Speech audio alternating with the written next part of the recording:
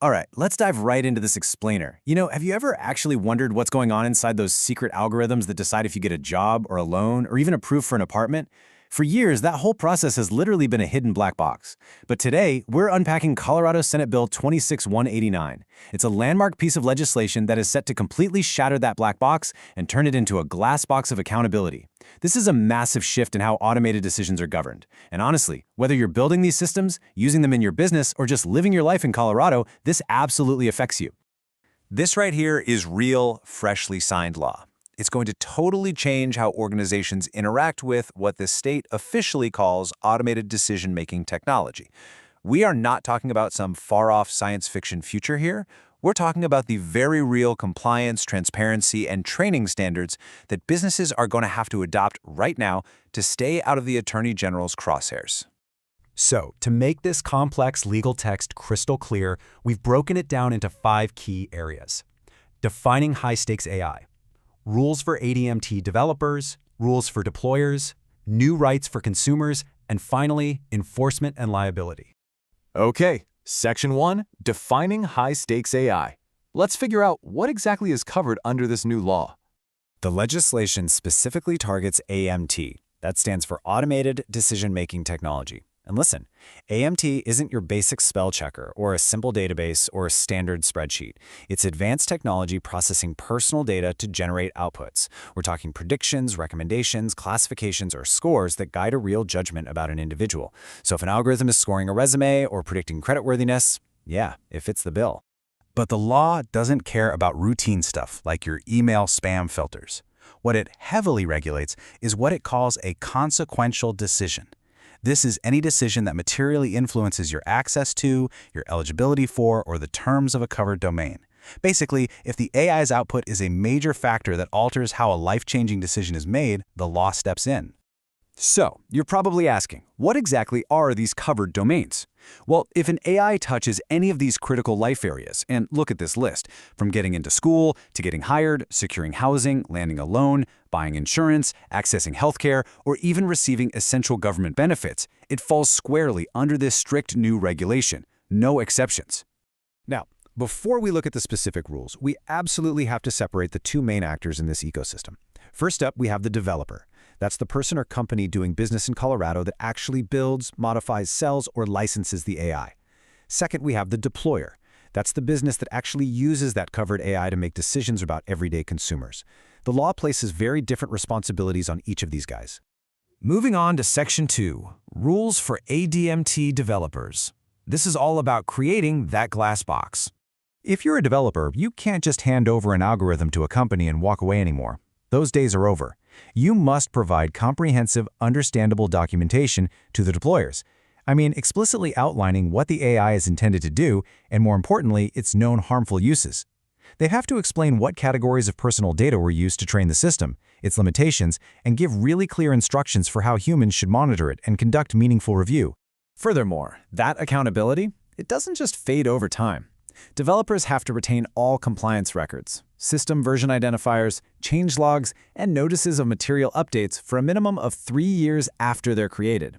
So yeah, there is a serious paper trail if something goes sideways. All right, Section 3, Rules for ADMT Deployers. Let's look at transparency and action. If your business uses ADMT, let's say you're a bank using an algorithm to screen loan applications, you are the deployer. You're the one facing the consumer directly, which means you bear the brunt of these new transparency requirements. And this transparency starts before the decision is even made. Under this act, before you ever run an applicant's data through your system, you must prominently warn them. You literally have to provide a clear, conspicuous notice letting the consumer know that an AI is going to be part of your decision-making process. But what happens if the AI says no? If your system denies someone a service or gives them materially worse terms, the law calls that an adverse outcome. When that happens, boom, you have a 30-day ticking clock to provide a plain language description explaining the AI's exact role in that decision. You also have to give them instructions on how to request more information about the data that was used and explicitly explain their new rights to appeal. And this brings us to an absolute cornerstone of the legislation, meaningful human review. If a consumer appeals, an actual human must review the decision. But here's the massive operational question. What training will organizations in Colorado actually need to have to be able to comply with this new regulation? Because you can't just assign an untrained intern to this. Companies will need to develop rigorous, specialized training programs so their reviewers truly understand the AI's intended uses, its biases, and how it weighs data. Reviewers must have the actual real-world authority to override the machine, they must consider primary evidence, and crucially, they cannot simply default to whatever the computer says. And just like the developers who built this system, deployers are legally required to keep their records for a minimum of 3 years too. They've got to maintain records of all these consequential decisions and any documentation of material changes just to prove to the state they've followed the law. Which brings us to Section 4, New Rights for Consumers. This is all about taking back control. The first big win is the right to correct. If you find out that the machine used bad, factually incorrect, or materially inaccurate data to judge you, maybe it pulled someone else's credit history entirely or had your employment dates wrong, you now have the explicit right to force the deployer to fix those inaccuracies. Second, and honestly perhaps most impactfully, is the right to reconsideration. The final say no longer belongs to an algorithm. You can demand that a real, highly trained human look at your primary evidence and reconsider your case. It ensures that, at the end of the day, humans remain in the loop for life-altering decisions. Finally, Section 5, Enforcement and Liability. Let's talk about holding AI accountable. Now, you might be wondering, is this going to lead to a massive flood of consumer lawsuits? Well, the answer is actually no. The law explicitly states there is no new private right of action. You can't personally sue a company under this specific bill. Instead, the Colorado Attorney General has the exclusive power to enforce this, prosecuting violators for deceptive trade practices. The enforcement process actually offers a bit of a grace period for businesses that are genuinely trying to do the right thing. If the Attorney General finds a violation, they'll typically issue a notice of violation. The developer or deployer then has a 60-day window to cure, or basically fix, the issue. If they fail to fix it in 60 days, that's when the AG takes legal action. But keep in mind, the AG can skip this cure period entirely if a company knowingly or repeatedly breaks the rules. And importantly, if the AI ends up unlawfully discriminating against consumers, the law figures out who's actually to blame.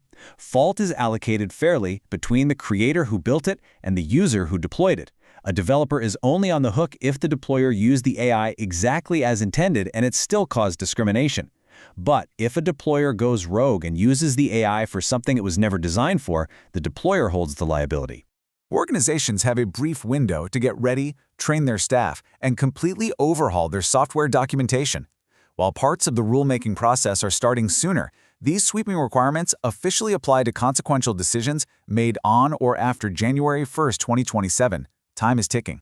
With strict documentation, mandatory disclosures before use, brand new specialized training requirements for staff conducting those human reviews, and all these new consumer appeals on the horizon, the era of unchecked AI is officially ending.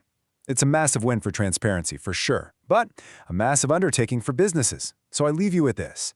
When that black box turns transparent, are you prepared for the glass box? Thanks so much for joining me on this explainer, and remember, keep questioning the algorithms around you.